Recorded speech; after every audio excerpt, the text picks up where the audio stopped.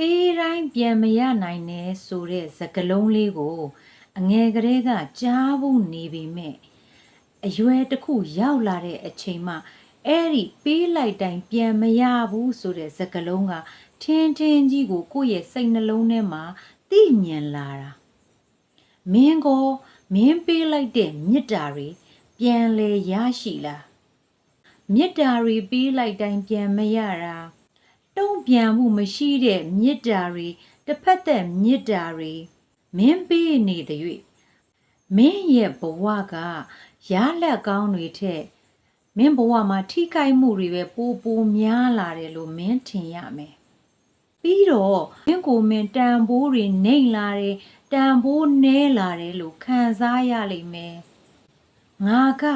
သူတို့ရဲ့မေတ္တာတွေနဲ့မထိုက်တန်လို့လားသူတို့ရဲ့ဂရုစိုက်မှုတွေနဲ့မထိုက်တန်တဲ့သူလားဆိုပြီးတော့မင်းကိုအမြဲတမ်းအတွေးတွေဝင်လာလိမ့်မယ်အဲ့ဒီအတွေးတွေမင်းဝင်လာတာနဲ့အမျှ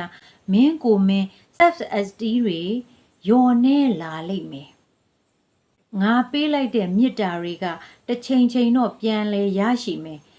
ငါကိုယ်တိုင်လည်းအဲ့ဒီလိုထင်ခဲ့ဘူးတယ်ပေးလိုက်တဲ့မေတ္တာတွေကတစ်ချိန်တော့ပြန်ရလာမယ်ဆိုတာသိကြတယ်လို့ထင်ခဲ့ဘူးတယ်တကယ်တော့မင်းအဲ့ဒီလိုထင်ရင်မှားလိမ့်မယ်ပေးလိုက်တဲ့မေတ္တာတွေပြန်ရလာလိမ့်မယ်ဆိုပြီးတော့မင်းပေးနေတဲ့၍မင်းပြန်ရလိုက်မဲ့အရာကပြန်မလာတဲ့မေတ္တာတွေပဲအဲ့ဒီပြန်မလာတဲ့မေတ္တာတွေရလာတဲ့အချိန်မှာမင်းကပို့ပြီးတော့နာကျင်ရမယ်ပို့ပြီးတော့ထိကြိုက်ခံစားပြီးတော့ဝမ်းနည်းရလိမ့်မယ်မင်းစဉ်းစားကြည့်မေတ္တာဆိုတာကမင်းပေးလိုက်တဲ့မေတ္တာတွေအပြန်အလှန်သိပြီးအဲ့ဒီနေရာစီကိုရောက်သွားမှအဲ့ဒီသူစီကိုရောက်သွားမှမင်းရဲ့မေတ္တာတွေကထိုက်တန်တဲ့တန်ဖိုးရှိလာတယ်လို့မင်းမြင်လာလိမ့်မယ်ပေးတိုင်းပြန်မရတဲ့မေတ္တာတွေကိုမင်းသိမျော်လင့်မနေနဲ့မျော်လင့်ချက်မထားနဲ့